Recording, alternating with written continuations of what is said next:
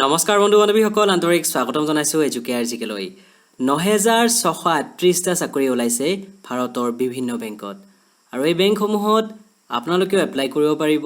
বিভিন্ন ৰাজ্যিক বেংক আছে ভাৰতৰ, ৰিজনেল ৰুৰেল বেংক অৰ্থাৎ RRBৰ অধীনত যি নটিফিকেশ্যন সেয়া ইতিমধ্যে প্ৰকাশ পাইছে ৯,৬৩৮টা পদৰ। CRP RRB 9ৰ এডভাৰটাইজমেণ্ট ইতিমধ্যে প্ৰকাশ পাইছে, আৰু অসমৰ আসাম গ্ৰামীণ বিকাশ বেংকো এই লিষ্টত আছে। গতিকে তাতো পোষ্ট আছে, সবিশেষ ভিডিঅ'টো জনাই আছোঁ। ভিডিঅ'টো শেষলৈকে চাবলৈ নাপাহৰিব, আৰু যদিহে এতিয়ালৈকে আমাৰ চেনেলটো ছাবস্ক্ৰাইব কৰা নাই, এটি অনুৰোধ ছাবস্ক্ৰাইব কৰিব আৰু কাষতে থকা বেল আইকনটো প্ৰেছ কৰিব। দেৰি নকৰাকৈ আপোনালোকৰ সন্মুখত শ্বেয়াৰ কৰিছোঁ, এইখন হৈছে অফিচিয়েল নটিফিকেশ্যন। আজি ওলাইছে এই নটিফিকেশ্যনখন, আৰু সবিশেষ ভিডিঅ'টোত চমুকৈ জনাই আছোঁ।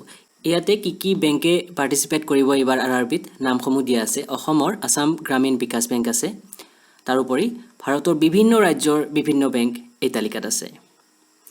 সৰ্বমুঠ 43টা বেংকে পাৰ্টিচিপেট কৰিব এইবাৰ RRBৰ এই পৰীক্ষাত। এলিজিবিলিটি ক্ৰাইটেৰিয়া: ভাৰতৰ নাগৰিক হ'ব লাগিব, বা নাইবা নেপাল, ভূটান বা টিবেটান ৰিফিউজি হ'লেও এপ্লাই কৰিব পাৰিব, বা আৰু ইয়াতে অন্যান্য কেটেগৰী আছে। বয়স ইয়াতে দিছে অফিচাৰ স্কেল 3ৰ বাবে ছিনিয়ৰ মেনেজাৰ 21 বছৰৰ পৰা 40 বছৰৰ ভিতৰত, অফিচাৰ স্কেল 2 মেনেজাৰৰ বাবে 21 বছৰৰ পৰা 32 বছৰ, অফিচাৰ স্কেল 1 এছিষ্টেণ্ট মেনেজাৰৰ বাবে 18 বছৰৰ পৰা 30 বছৰ, আৰু অফিচ এছিষ্টেণ্ট মাল্টিপাৰ্পাছৰ বাবে 18 বছৰৰ পৰা 28 বছৰ। বয়সৰ ঊৰ্ধসীমা ৰেহাই আছে। SC ST হ'লে 5 বছৰ, আদাৰ বেকৱাৰ্ড ক্লাছেছ হ'লে 3 বছৰ, আৰু তলত বাকীসমূহ ৰুল দিয়া আছে। PWD প্ৰাৰ্থীসকলে 10 বছৰৰ বয়সৰ ঊৰ্ধসীমা ৰেহাই লাভ কৰিব। এইবাৰ চাওঁ এডুকেশ্যনেল কোৱালিফিকেশ্যন। অফিচ এছিষ্টেণ্ট মাল্টিপাৰ্পাছৰ বাবে বেচেলৰ ডিগ্ৰী, যিকোনো ডিগ্ৰী উত্তীৰ্ণ হ'লে হ'ব, লগতে লোকেল লেংগুৱেজ জনা হ'ব লাগিব আৰু কম্পিউটাৰৰ নলেজ থাকিব লাগিব। এক্সপিৰিয়েঞ্চ নালাগে। অফিচাৰ স্কেল 1 এছিষ্টেণ্ট মেনেজাৰৰ বাবে বেচেলৰ ডিগ্ৰী। যিসকল প্ৰাৰ্থীৰ agriculture, horticulture, forestry, animal husbandry, veterinary science, agriculture engineering বা PC কালচাৰত agriculture marketing and corporation, information technology, management, law', economics বা একাউণ্টেঞ্চি, এই কেইটাৰ ভিতৰত যিকোনো এটা ডিগ্ৰী থাকে তেওঁলোকে প্ৰিফাৰেঞ্চ লাভ কৰিব। বাকী কম্পিউটাৰ নলেজ লাগিব আৰু স্থানীয় ভাষাৰ নলেজ লাগিব। এক্সপিৰিয়েঞ্চ নালাগে। তৃতীয়টো পদ officer scale 2 general banking officer manager, bachelor degree. বাকী আগৰখিনি একেই। 50% মাৰ্কছ বিচাৰিছে, কিন্তু গ্ৰেজুৱেশ্যনত ইয়াতে 2 বছৰৰ এক্সপিৰিয়েঞ্চ বিচাৰিছে as an officer in a bank or financial institution.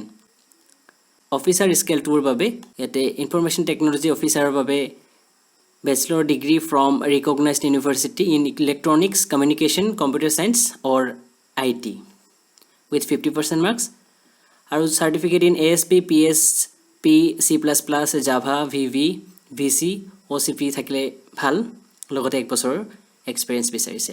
CA পদৰ বাবে CA লাগিব, 1 বছৰৰ CA হিচাপে কাম কৰাৰ এক্সপিৰিয়েঞ্চ।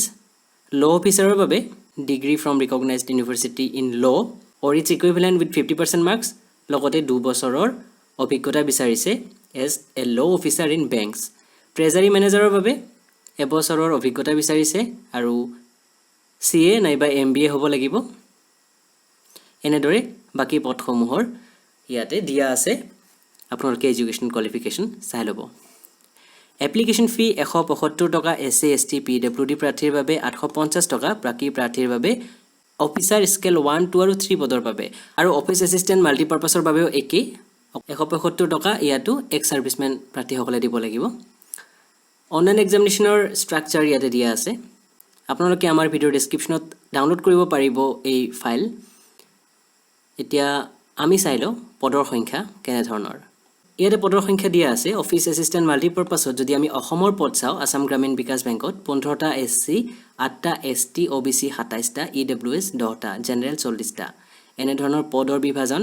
তলৰ পিনে আমি দেখা পাম অফিচাৰ স্কেল 1ৰ বাবে আসাম গ্ৰামীণ বিকাশ বেংকত 18 SC, 9 ST, 32 OBC, EWS 12, general 49টা।